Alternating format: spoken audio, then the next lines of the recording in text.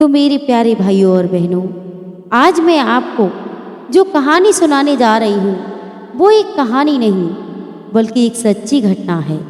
भगवान के भक्त की सच्ची कहानी है। बंधुओं, आज मैं आपको ऐसे भक्त की कहानी सुनाने जा रही हूँ जो कर्म से कसाई था, लेकिन भगवान हरि विष्णु का परम भक्त था।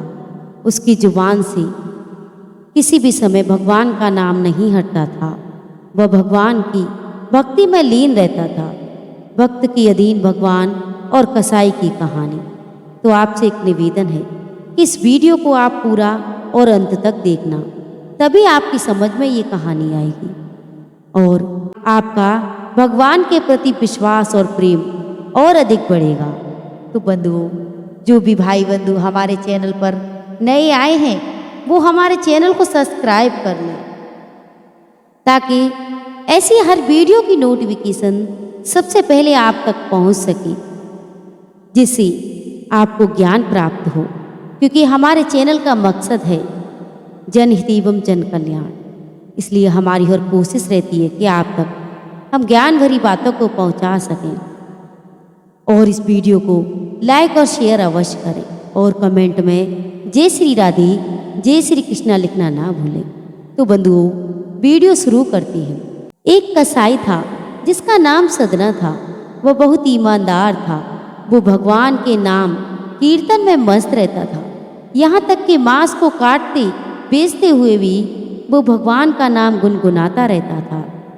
श्रीमन नारायण नारायण हरि हरि, भजवन नारायण नारायण हरि हरि।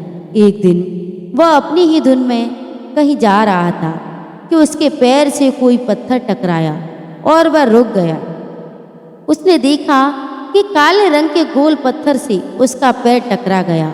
उसने वह पत्थर उठा लिया, वह जेब में रख लिया और उसने सोचा कि ये मांस तोलने के काम आएगा, इसे मैं अपने पास रखूंगा।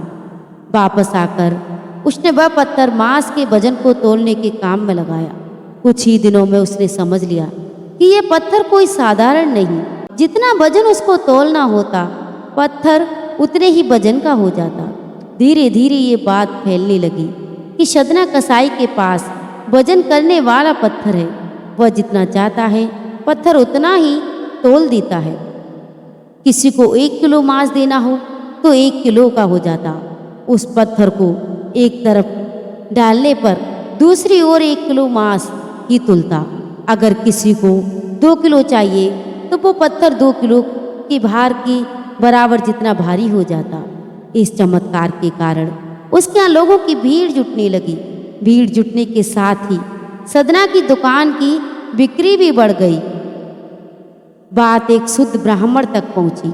हालांकि वह ऐसी अशुद्ध जगह पर नहीं जाना चाहती थी जहां मांस कटता हो, वे बिकता हो, किंतु चमत्कारिक पत्थर को देखने की उत्सुकता उसे सदना की दुकान तक खींच लाई और दूर से खड़ा होकर वह सदना कसाई को मांस तोलते देखने लगा। उसने देखा कि वो कैसे एक पत्थर हर बार वजन को बराबर तोल रहा है। ध्यान से देखने पर उसके शरीर के रोए खड़े हो गए। उसके पैरों के नीचे जमीन खिसक गई। भीड़ के छटने के बाद ब्राह्मण सदना कसाई के पास गया।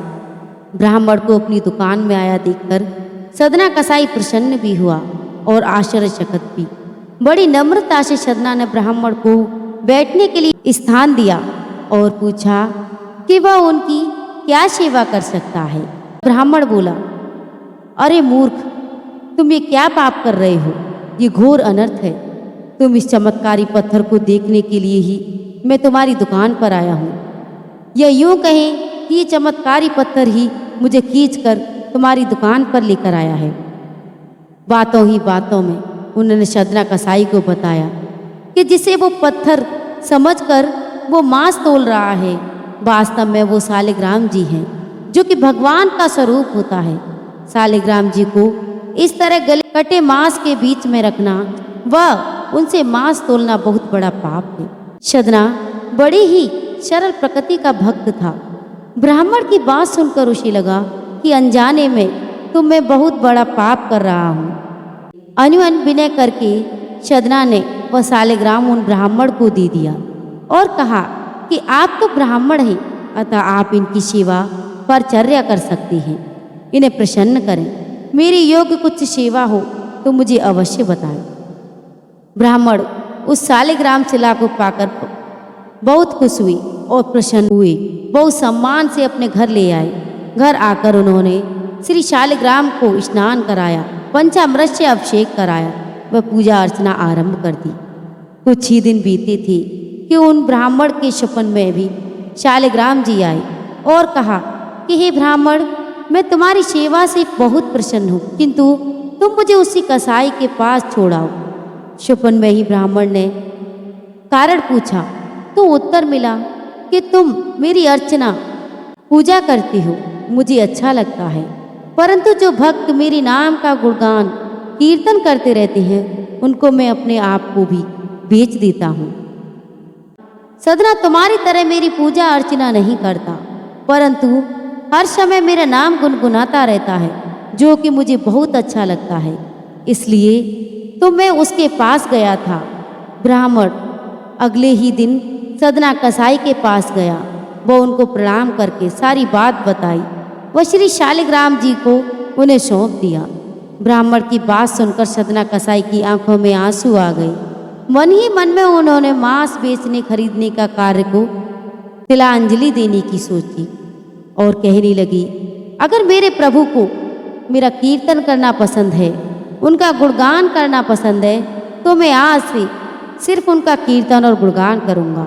मैं आज के बाद कभी भी मांस नहीं बेचूंगा। और निश्चय क्या, और सदना उनके कीर्तन में व्यस्त हो गया। उसने उस दिन के बाद से कभी मांस नहीं बेचा, कभी गलत काम नहीं किया और हमेशा भगवान की भक्ति में लीन रहने लगा।